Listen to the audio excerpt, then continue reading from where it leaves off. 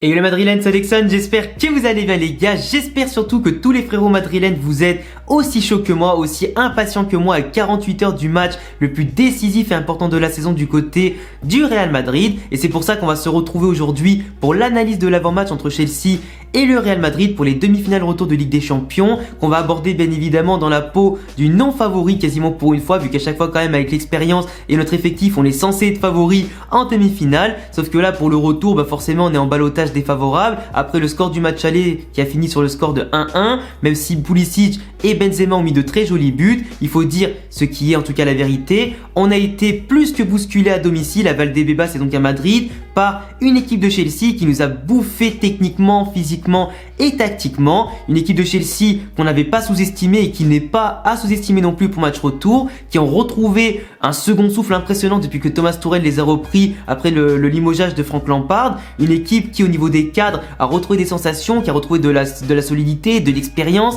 des mecs comme Thiago Silva, comme Rudiger surtout, qui poussent le collectif défensif de Chelsea vers le haut, un gardien comme Edouard Mendy qui enchaîne les clean sheets, de l'autre côté des mecs comme Azpilicueta, comme Ben Chilwell aussi qui font des saisons de malade, de l'autre côté Jorginho Kanté qui ont bouffé Modric et Kroos et Casemiro au match aller par rapport à leur tactique du 3-4-3 qui a bouffé notre 3-5-2 à tous les niveaux.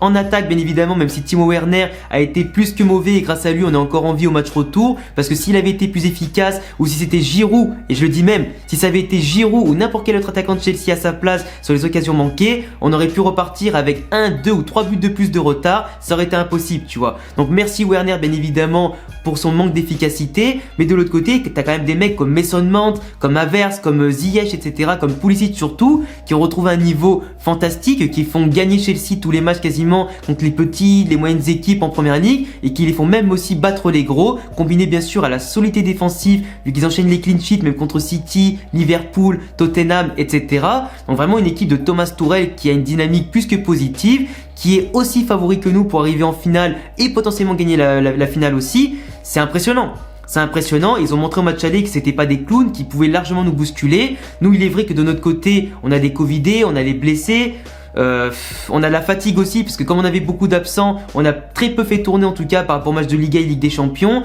Aujourd'hui on a de la chance qu'on a pu récupérer au fur et à mesure pas mal de joueurs, que certains cadres contre Osasuna ont pu se reposer comme Kroos, comme Modric, qu'on a pu récupérer quelques joueurs. Mais en attendant on a perdu quand même, bon Lucas Vazquez ça fait un petit moment, mais on a perdu Carvajal, on a perdu aussi Raphaël Varane du coup qui est sorti à la mi-temps contre Osasuna et qui aujourd'hui est totalement écarté pour le match contre Chelsea et contre Séville ce week-end. Donc voilà, nous le problème c'est que c'est ça toute la saison. On a lutté avec des malédictions, erreurs d'arbitrage, avec aussi des absents, des blessés, des covidés. Là Marcelo, on sait toujours pas s'il va jouer parce que vous savez pas l'histoire. C'est qu'apparemment Marcelo, il a des obligations au niveau de la mairie de Madrid ou je sais pas quoi pour élire quelque chose et voter et tout ça. En tout cas il a été élu comme délégué de vote de cet événement là. Du coup il se peut qu'il soit absent pour jouer contre Chelsea. Donc forcément même si maintenant la politique commence à nous faire chier, il y a un problème, tu vois, il y a un problème. Heureusement pour nous, on a Ferland Mendy quand même qui revient, on a Sergio Ramos qui revient. Alors déjà de base, j'avais dit dans l'avant-match contre Osasuna que Mendy et Valverde devaient jouer. Malheureusement pour moi, je m'étais trompé parce que Valverde avait refait un test PCR avant le match, il a été mis encore positif. Du coup là, c'est encore le cas aujourd'hui à l'heure où je tourne la vidéo. Du coup, on ne saura que demain s'il peut être autorisé à se déplacer à Londres avec un test PCR moins de 24 heures avant le match. Ça va être compliqué, du coup il se peut que Valverde soit encore absent parce que physiquement il peut jouer, qu'il s'entraîne etc en solo. De l'autre côté Ferland Mendy il n'a pas joué contre Osasuna parce qu'il avait encore juste à peine touché le ballon, il n'avait pas encore repris totalement le rythme. Du coup Zizou a préféré ne pas forcer avec lui, il a eu raison vu qu'on a remporté le match 2-0 en ayant contrôlé parfaitement la partie et sans trop se fatiguer non plus. Du coup Mendy sera titulaire normalement contre Chelsea au poste d'arrière gauche malgré le manque de rythme au bout de 2 semaines avec une blessure au mollet. Mais je pense que vu comment il s'entraîne, qu'il touche la balle etc et que Zidane l'inclut dans le groupe, il fera forcément un très bon match, il va assurer de la solidité défensive, assurer aussi des débordements, des centres, de belles combinaisons avec Vinicius sur le côté gauche qui nous ont quand même beaucoup manqué contre Chelsea dans les derniers matchs, avec un manque de combinaison qui était criant, un manque de puissance, de vitesse et de fluidité aussi dans les actions qui était quand même assez impactant négativement et que j'espère retrouver avec Ferland Mendy d'un côté et que j'aurais espéré retrouver à droite avec Carvajal qui malheureusement s'est blessé et du coup Nacho ou Odriozola vont devoir assurer cette partie à droite. Ramos après le problème c'est qu'il n'a pas joué depuis le match de retour contre l'Atalanta ou le match aller contre l'Atalanta, donc le problème c'est qu'il va manquer énormément de rythme, même si bien sûr il s'est beaucoup entraîné physiquement, qu'il a le rythme de l'entraînement, mais le rythme de l'entraînement ce n'est pas le rythme de la compétition. Il va peut-être manquer de repères par rapport à son duo avec Militao. On a clairement vu que Militao était meilleur avec Nacho qu'avec Varane déjà. À voir si Ramos en tant que leader, en tant que bien sûr maître de l'expérience de la défense centrale etc. et tout le potentiel qu'il a, le niveau qu'il a, s'il arrive à s'entendre mieux avec Militao que Varane avec Militao pour combler un petit peu les lacunes d'automatisme, de placement et de tactique et assurer pourquoi pas avec sa présence et sa grinta de remobiliser tout l'effectif qui du coup devra chercher comme je le disais une revanche footballistiquement pour bouffer Chelsea à l'extérieur et passer comme on l'a fait notamment contre Liverpool, l'Atalanta ou dans de très gros matchs contre le Barça ou l'Atlético. Du coup la tactique de base c'est que si Ferland Mendy, Ramos et Valverde étaient présents, Zidane voulait imposer un 4-4-2 parce que le 3-5-2 tactiquement a été bouffé au match aller avec les absents etc. Le fait que Marcelo n'avait pas été bon sur le côté gauche, c'est clair que s'il y avait eu Carvajal à pleine puissance et Ferland Mendy à la place de Marcelo, on n'aurait pas eu de problème contre Chelsea je pense en 3-5-2, on aurait été ultra solide. Le problème c'est que comme Marcelo buvait de l'eau avec son couloir qui était tout le temps en tout cas en mode autoroute et l'autre côté c'était pareil, c'était compliqué. On avait du coup une stabilité qui était défoncée, t'avais Modric Kroos qui avait du mal à trouver les repères dans le 3-5-2 par rapport à d'habitude sans avoir des joueurs de couloir qui fassent leur boulot correctement pour boucher les brèches, c'était compliqué. Là aujourd'hui on va devoir imposer non pas un 3-5-2 encore une fois parce que ça serait vraiment un peu du suicide, mais plus un 4-4-3, un 4-3-3 pardon, ou un 4-4-2 avec Ferland Mendy, Ramos, Militao et Nacho à droite, parce que Nacho, je préfère quand même avoir lui à droite qu'Odriozola, mais si en ce moment il fait des matchs plutôt intéressants, avec dans le 4-4-2, donc Valverde, Modric, Kroos, Casemiro, et bien évidemment, bon, si Valverde est pas là, au pire, tu mets, je sais pas, moi, tu mets Vinicius ou tu mets Asensio ou Isco, tu te démerdes comme tu veux, mais Valverde c'était la pièce manquante idéale parce que ça complète parfaitement le trio de base et ça assure bien sûr du physique, de la vitesse, un mec qui casse les lignes, qui peut porter le ballon et faire les décalages. Donc sans Valverde je pense que le 4-4-2 va être un peu compliqué et qu'on aura plutôt un 4-3-3 avec Benzema, Vinicius et Eden Hazard de l'autre côté. Eden Hazard qui peut être vraiment le facteur X de ce match-là, qui peut apporter de la vista, de la technique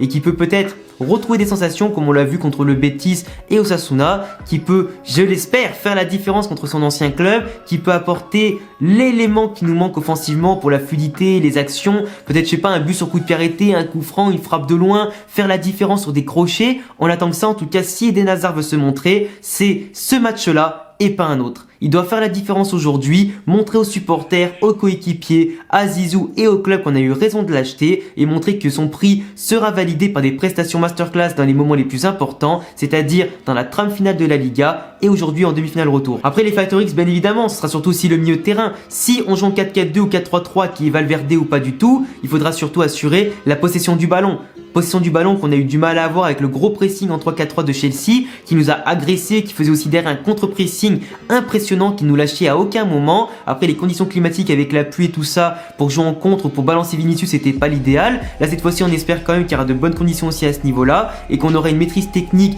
intéressante avec les trois milieux, avec Hazard qui sera sûrement en électron libre. Du coup ça fera un faux 4-4-2, ça fera plutôt un 4-3-3 mais avec un électron libre comme Hazard. On espère aussi que Vinicius sera efficace ou que Rodrigo quand il va rentrer ou que Asensio feront la différence en sortie de banc. Mais moi vraiment je pense que la clé ce sera surtout le milieu de terrain avec Modric, Kroos, Casemiro qui devront lutter contre Kanté, Jorginho et les milieux de terrain qui seront présents en face. Parce que si on a la clé du jeu, on pourra forcément déjà contrôler les attaques de Chelsea, contrôler leur pressing avec nos belles sorties de balles comme d'habitude, aller chercher les côtés avec Ferland Mendy et Vinicius et Hazard ou des fois de l'autre côté Nacho s'il fait des percées. Ça sera intéressant. On sait qu'on a les armes, on sait qu'on a les joueurs, on sait qu'on a tout ce qu'il faut. Maintenant, à voir si Valverde sera présent ou pas. À quelles conditions, bien évidemment, s'il est présent. Parce qu'avec le Covid, c'est quand même beaucoup de faiblesse musculaire, beaucoup aussi de fatigue musculaire qui arrive plus vite que prévu. Il faut quand même un certain temps pour s'en remettre, malgré ton âge et ta fraîcheur physique. Mais vraiment, je sais pas. Moi, le pronostic que je donnerais dans ce match-là, c'est qualification au Real Madrid, bien évidemment, parce que j'y crois. J'y crois à la qualif. Et je nous vois bien marquer 2 buts. Je sais que Chelsea, défensivement, c'est des monstres, qu'ils enchaînent des clean sheets, qui font énormément de bien en défense et qu'ils arrivent parfaitement à contrer tout ça, qui sont en position de force. Mais je sais très bien que les deux équipes vont marquer mercredi, elles vont marquer les deux équipes et je nous vois bien gagner 2-1. 2-1. Franchement, ça peut être pas mal. Ça serait pas rendre justice à Chelsea au match aller par rapport à toutes les occasions qu'ils ont eues, mais si nous, on domine le match retour et qu'on a plein d'occasions aussi, faut pas se faire prier, faut marquer, faut être efficace et ça passera par un grand Benzema, un grand Hazard, un grand Vinicius, de grands remplaçants aussi comme Rodrigo, comme Asensio. Ça passera aussi par un grand trio masterclass qui ont pu se reposer, un Casemiro qui est en pleine bourre en ce moment, qui est pas fatigué, une défense comme Ramos qui va devoir se remobiliser, un grand Thibaut Courtois pour empêcher Werner et les autres de marquer des buts et nous foutre dans la merde, un grand Ferland Mendy pour déborder beaucoup plus et assurer plus de sérénité qu'un Marcelo, et de l'autre côté un grand Nacho pour faire le rôle de Carvajal ou d'Odriozola ou de Vasquez. Et aussi pourquoi pas un grand Militao qui en ce moment marche sur l'eau les amis, qui comme je le répète est plus à l'aise de base avec Nacho qu'avec Varane, à voir comment ça va se passer avec Sergio Ramos, ou si des fois Zidane se met à dire qu'allez bon ben comme j'ai des joueurs qui reviennent de blessure, on va mettre Odriozola à droite, Nacho, Militao et Marcelo à gauche ou Ferland Mendy, on verra bien, mais en tout cas j'espère qu'il y aura plutôt Nacho à droite, plutôt Ramos, Militao dans l'axe et bien sûr Ferland Mendy à gauche. Enfin voilà en tout cas les gars, c'est tout pour mon avis sur l'avant-match entre Chelsea et le Real Madrid. On verra bien sûr demain